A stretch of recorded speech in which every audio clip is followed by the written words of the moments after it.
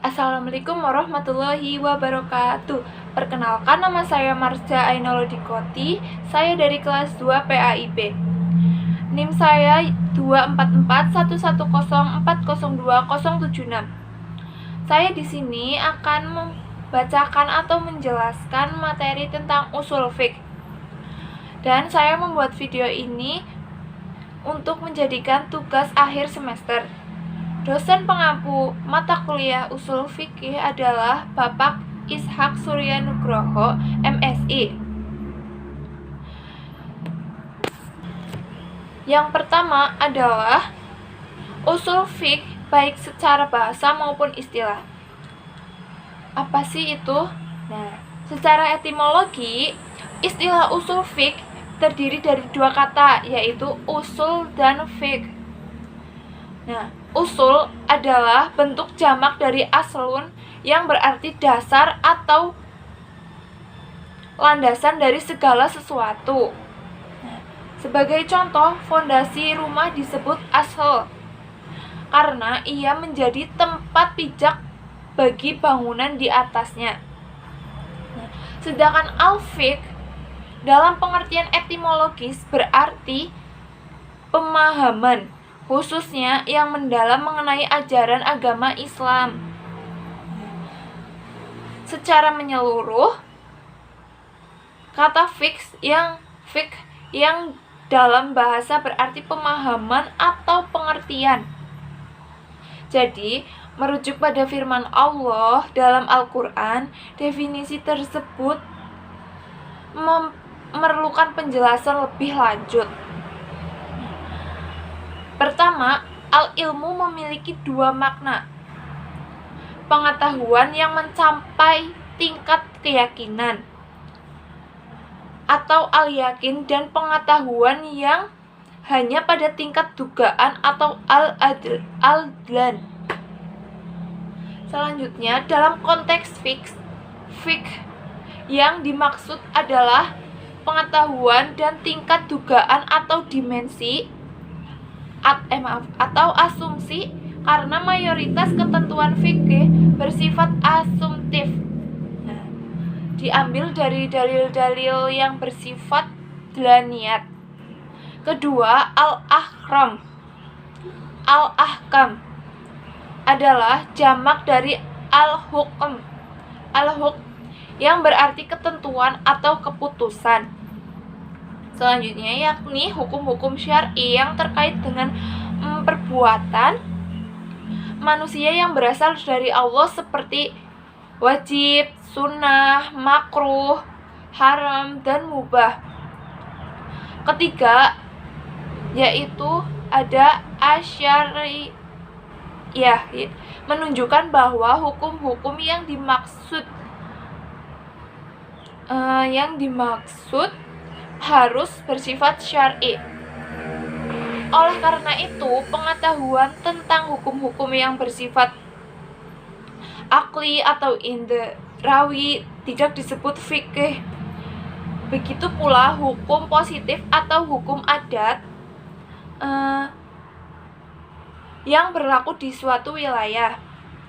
Keempat, ada al-amaliyah, berarti hukum yang bersifat praktis, sementara hukum-hukum yang tidak bersifat amaliyah seperti hukum itikadiyah atau keyakinan dan hukum-hukum qalbiyah atau terkait hati tidak termasuk fikih.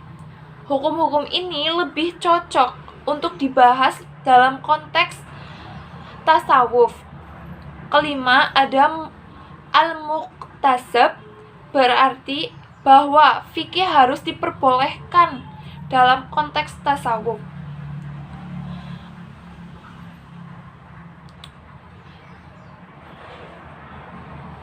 Oleh karena itu, hukum-hukum yang sudah jelas dan mendasar seperti kewajiban sholat dan zakat tidak masuk dalam kategori fikih karena tidak memerlukan penalaran mendalam.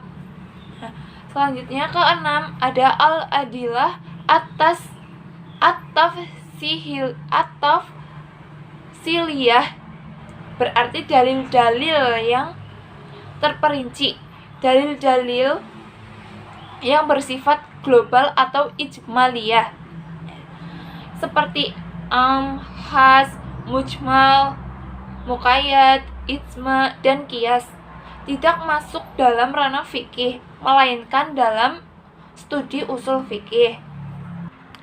Ya, selanjutnya yaitu ada sejarah perkembangan usul fikih. Ya, sejarah perkembangan usul fikih yaitu yang pertama ada masa Rasulullah Shallallahu Alaihi Wasallam. Usul fikih sebagai sebuah disiplin ilmu diperkirakan muncul pada abad kedua Hijriah. Nah, pada masa itu wilayah kekuasaan Islam meluas dan banyak orang non-Arab memeluk Islam. Hal ini menyebabkan kesulitan dalam memahami teks-teks keagamaan atau nas. Untuk mengatasi masalah ini, diperlukan aturan-aturan seperti bahasa yang jelas untuk menafsirkan nas. Sehingga lahirlah usul fiqh sebagai panduan. Selanjutnya, Mustafa Said Al-Qin berpendapat bahwa usul fiqh ada sebelum fiqh, karena usul fiqh adalah dasar, sedangkan fiqh adalah bangunan yang didirikan di atasnya. Oleh karena itu, usul fiqh dipahami sebagai harus ada sebelum fiqh. Namun, argumen ini hanya benar jika usul fiqh dipahami sebagai metode umum pengambilan hukum. Jadi, bukan sebagai bidang ilmu yang terstruktur. Ketika seorang sahabat menghadapi masalah hukum, mereka mencari jawabannya dalam Al-Quran atau bertanya kepada Rasulullah Shallallahu Alaihi Wasallam. Tindakan ini dapat dianggap sebagai metode pemecahan hukum yang merupakan cikal bakal usul fiqh. Namun metode ini belum merupakan bidang ilmu yang lengkap. Ini adalah prototip usul fiqh yang membutuhkan pengembangan lebih lanjut untuk menjadi ilmu yang sistematis. Yang kedua, ada masa sahabat. Menurut Abu Zahra, ilmu usul fiqh dan ilmu fiqh muncul bersamaan, walaupun fiqh sebagai produk hukum lebih dahulu dituliskan. Selanjutnya, ini karena fiqh sebagai hasil ijtihad tidak mungkin ada tanpa metode pengalian hukum atau istinbat. Metode istinbat ini adalah inti dari usul fiqh. Fiqh sebagai hasil ijtihad sudah ada sejak zaman Nabi Muhammad Shallallahu Alaihi Wasallam. Dalam berijtihad, mereka menggunakan prinsip-prinsip usul fiqh.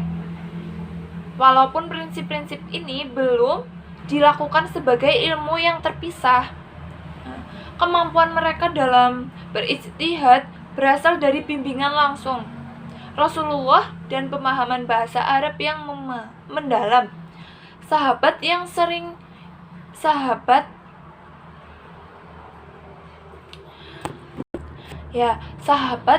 berijtihad adalah mereka yang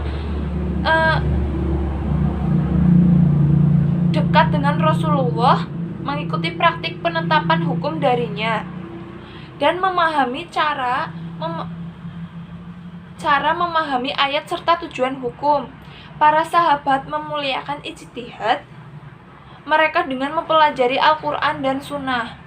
Sekiranya mereka tidak menemukan jawaban dalam dua sumber ini, mereka akan berijtihad secara individu, secara sendiri-sendiri, atau melalui perbincangan kolektif. Keputusan yang dicapai melalui perbincangan ini dikenali sebagai ijma sahabat. Selain menggunakan qiyas, mereka ini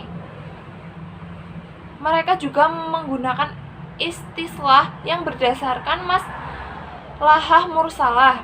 Nah, seperti penyusunan Al-Qur'an dalam satu mushaf. Ya. Ringkasnya, para sahabat menggunakan ijma, qiyas, dan istislah atau maslahah mursalah jika hukum sesuatu perkara tidak terdapat dalam Al-Qur'an dan Sunnah. Inisiatif ijtihad mereka selepas kewafatan Rasulullah Shallallahu Alaihi Wasallam berjaya memenuhi keperluan masyarakat pada masa itu. Ya. Selanjutnya, menurut Abu Zahra, ijtihad para sahabat ini kemudian menjadi asas kepada metodologi yang digunakan dalam merumuskan usul fiqh. Selanjutnya yang ketiga yaitu ada masa tabi'in. Pada periode tabi'in, lapangan istinbat atau perumusan hukum semakin meluas karena begitu banyaknya peristiwa hukum yang bermunculan. Dalam masa itu, beberapa orang ulama tabi'in tampil sebagai pemberi fatwa hukum terhadap kejadian yang muncul. Umpamanya, Sa'id Ibnu Musayyab di Madinah dan Ibrahim Al-Nakhai di Irak. Masing-masing ulama ini mengetahui secara baik ayat-ayat hukum dalam Al-Qur'an dan mempunyai koleksi yang lengkap tentang hadis Nabi.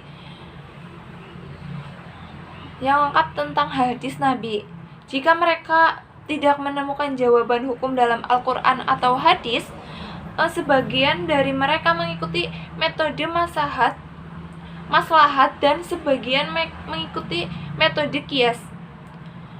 Usaha istinbat hukum yang dilakukan Ibrahim Al-Nakhai dan ulama Irak lainnya mengarah kepada mengeluarkan ilat hukum dari nas dan menerapkannya terhadap peristiwa yang lama yang baru bermunculan di kemudian hari. Ya, selanjutnya dari keterangan di atas jelaslah bahwa metode yang digunakan dalam memuaskan hukum atau merumuskan hukum syara semakin memperlihatkan bentuknya. Perbedaan metode yang digunakan menyebabkan timbulnya perbedaan aliran dalam fiqh. Yang keempat yaitu ada masa mujtahid. Abu Hanifah dalam usaha merumuskan fikihnya menggunakan metode tersendiri. Ia menetapkan Al-Qur'an sebagai sumber pokok, kemudian hadis Nabi, berikutnya fatwa sahabat. Ia mengambil hukum-hukum yang telah disepakati para sahabat. Dalam hal-hal yang ulama, sahabat berbeda pendapat. Ia memilih satu di antaranya yang dianggap lebih kuat. Abu Hanifah dalam usaha merumuskan fikihnya menggunakan metode tersendiri. Jadi itu penjelasan tentang sejarah perkembangan ilmu usul fiqh.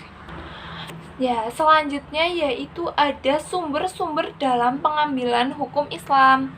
Nah, di sini yaitu ada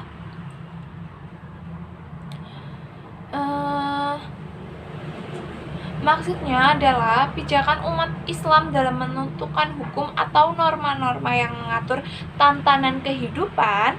Pada dasarnya hukum Islam itu bersumber dari Al-Qur'an. Selanjutnya diperjelas secara lebih detail melalui sunnah atau hadis Nabi Muhammad SAW. Ya.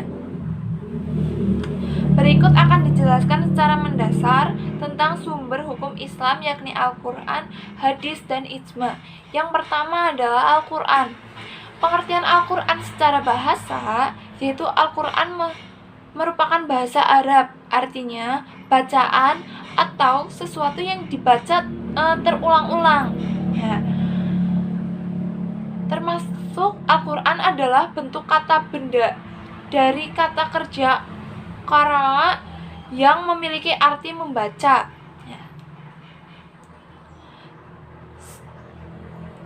Yang kedua yaitu Al-Quran sebagai sumber hukum. Al-Quran diturunkan menjadi pegangan bagi mereka yang ingin mencapai kebahagiaan dunia dan akhirat. Ya, selanjutnya yaitu yang kedua ada hadis. Yang pertama pengertian hadis. Hadis ialah suatu perkataan atau berita. Hadis ialah suatu perkataan informasi dari Rasulullah SAW. Sedangkan al-sunnah merupakan jalan hidup yang dilewati atau dijalani al-sunnah dijalani atau suatu yang telah dibiasakan. Jadi sunnah Rasul ialah yang biasa dijalankan dalam kebiasaan hidup Rasulullah SAW berupa seperti perkataan atau perbuatan serta pertujuan Rasul. Ya. Dan yang kedua yaitu hadis sebagai sumber hukum.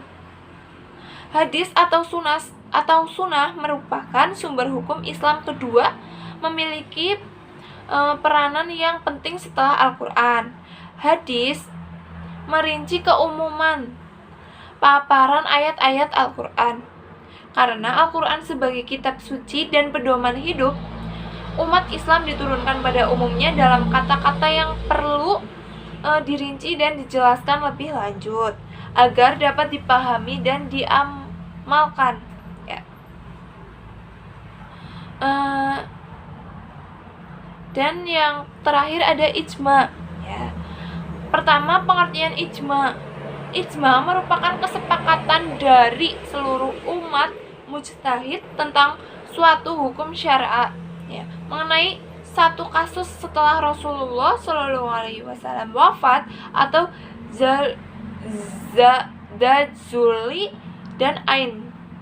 Ijma ulama menjadi sangat penting dalam menghadapi permasalahan kehidupan umat Islam dalam perkembangan yang sangat pesat dewasa ini. Yang kedua ada ijma sebagai sumber hukum. Merupakan suatu keharusan ketaatan bagi umat Islam terhadap hasil ijma. Ulama pada suatu masalah dan hukumnya wajib taat. Hukum dalam permasalahan yang telah diputuskan dalam ijma tersebut memiliki nilai qat'i, tidak dapat dihapus ataupun ditentang oleh hasil ijtihad. Contohnya, sebab kesepakatan pendapat dari para mujtahid dalam ijma itu sudah menunjukkan kebenaran yang sesuai dengan jiwa syariah dan dasar-dasar yang umum. Jadi ini penjelasan tentang sumber dalam pengambilan hukum Islam. Selanjutnya ada maslahah mursalah dan maqasidus syariah. Ya, maslahah mursalah dan maqasid al-syariah adalah dua konsep yang penting dalam hukum Islam atau fikih yang saling berkaitan dalam membentuk dasar dan tujuan dan dari syariat Islam. Yang pertama ada maslahah mursalah. Pengertian maslahah mursalah adalah pertimbangan kemaslahatan atau kepentingan umum atau kebaikan yang tidak secara eksplisit disebut dalam nas atau Al-Quran atau hadis, ya, tetapi tidak bertentangan dengan prinsip-prinsip syariat. Terus ada maqasid al-syariah. Pengertian maqasid al-syariah adalah tujuan-tujuan utama dari ditetapkannya syariat Islam. Konsep ini menjelaskan bahwa hukum-hukum Islam diturunkan untuk mewujudkan kebaikan dan mencegah kerusakan dalam kehidupan manusia. Nah, kaitan maslahah mursalah dan maqasid al-syariah ini, maslahah mursalah merupakan salah satu cara atau alat ijtihad untuk mewujudkan tujuan-tujuan maqasid syariah.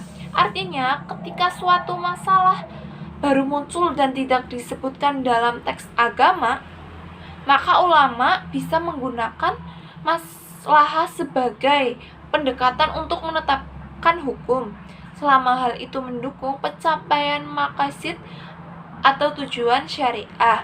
Ya, jadi tadi penjelasan tentang maslahah mursalah dan maqasidus syariah. Nah, selanjutnya saya akan menjelaskan tentang contoh kegunaan memahami usul fiqh dalam kehidupan. Ya, memahami usul fiqh sangat penting dalam kehidupan seseorang muslim karena usul fiqh adalah ilmu yang membahas dasar-dasar dan metode pengambilan hukum Islam atau istidlal. Dengan ilmu ini, seseorang dapat memahami mengapa suatu hukum berlaku, bagaimana cara menetapkannya, dan bagaimana bersikap dalam persoalan baru yang tidak ada nasnya secara langsung. Ya, itulah penjelasan materi usul fiqh dari saya. Ya, sekian. Mohon maaf apabila saya menjelaskannya terlalu rumit, terlalu buru-buru. Sekian, terima kasih. Wassalamualaikum warahmatullahi wabarakatuh.